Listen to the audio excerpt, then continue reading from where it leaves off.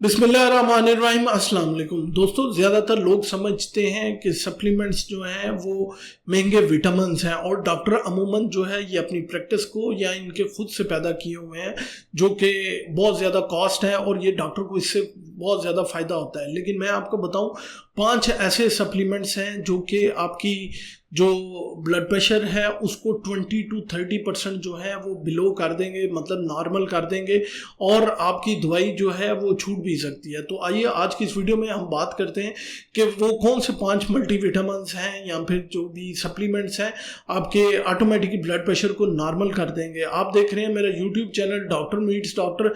Video पसंद आए तो लाइक शेयर कमेंट लाजमी कीजिएगा। सबसे पहला जो मल्टीविटामिन या फिर सप्लीमेंट है वो है मैग्नीशियम। मैग्नीशियम हमारी बॉडी के अंदर 300 से ज़्यादा जितने भी रिएक्शंस हैं, केमिकल रिएक्शंस, उनमें इस्तेमाल होता है। आजकल मार्केट में इसकी बहुत ज़्यादा प्रोडक्ट्स आ गई हैं। ये क्या करता है, ये हमारी खून की नालियों के अंदर नाइट्रिक ऑक्साइड को बढ़ाता है, जिसकी वजह से आपकी ब्लड वेसल्स जो हैं वो रिलैक्स कर जाती हैं और उन पे जो ब्लड का दबाव है वो कम होना शुरू हो जाता है जब भी, जिसकी वजह से आपका ब्लड प्रेशर स्पाइक नहीं करता और आपकी खून की नालियाँ लचकदार हो जाती हैं। तो मार्केट में बहुत सारे ब्रांड्स हैं। आप कोशिश करें कि मैग्नीशियम ग्लाइसिनेट जिस भी नाम से आता है और जिस भी कंपनी का है वो आप इस्तेमाल करें। इसकी daily recommended dose blood pressure controlling के लिए जो है 120 मिलीग्राम जो है वो डेली है। आप इसको आहिस्ता आहिस्ता जो है वो बढ़ाएं। इसके साथ साथ जो है आप इसको रात को इस्तेमाल करें और कोशिश करें कि मैग्नीशियम ऑक्सलेट या सल्फेट जो है वो बिल्कुल ना इस्तेमाल करें।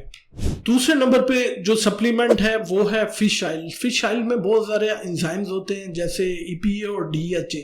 ये दोनों एंजाइम्स क्या करते हैं, ये हमारी खून की नालियों के अंदर इन्फ्लेमेशन या सोजी या वो जख्म जो कि क्लॉट बनने का जरिया बनते हैं उनको ख़त्म करते हैं। इसके अलावा ये LDL को भी कंट्रोल करता है, HDL को जो है वो बढ़ाता है। इसके अलावा क्या करता है, ये हमारे दिल की सेहत को बहुत अच्छा कर देता है। तो अगर आप फिश ऑयल इस्तेमाल करते हैं तो राउंड अबाउट 10 पॉइंट्स आपका सिस्टोलिक और राउंड अबाउट 8 पॉइंट्स जो है वो आपका डायस्टोलिक ब्लड प्रेशर जो है वो कंट्रोल में आएगा।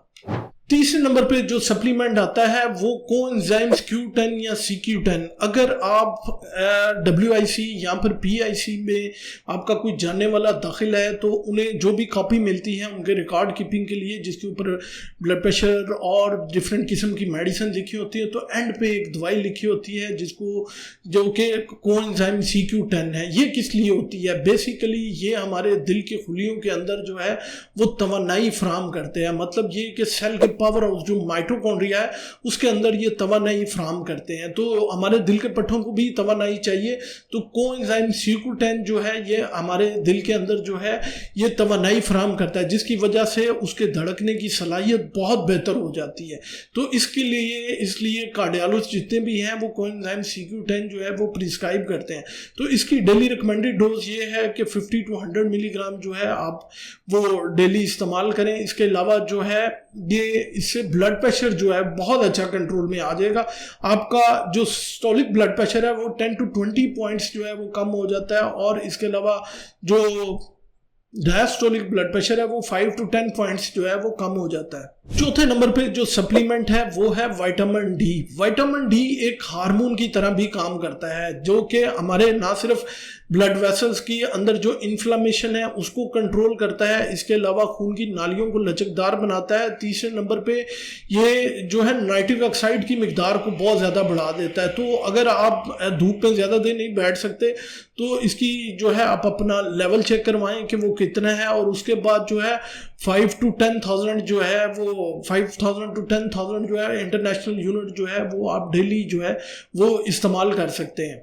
आखिरी जो सप्लीमेंट है वो है पोटाशियम। अगर पोटाशियम बॉडी के अंदर कम हो तो ऑटोमेटिकली हमारी बॉडी जो है वो पानी को रोक लेती है। तो पोटाशियम का बेहतरीन सोर्स ये है कि आप केला इस्तेमाल करें, एवोकाडो इस्तेमाल करें, बादाम काजू अखरोट इस्तेमाल करें, सलाद के पत्ते इस्तेमाल करें। तो कोशिश करें कि क्योंकि पोटाशियम जो है वो सोडियम के इफेक्ट को बैलेंस करता है, तो अपना पोटाशियम लेवल जो है वो लाजमी चेक करवाते रहें।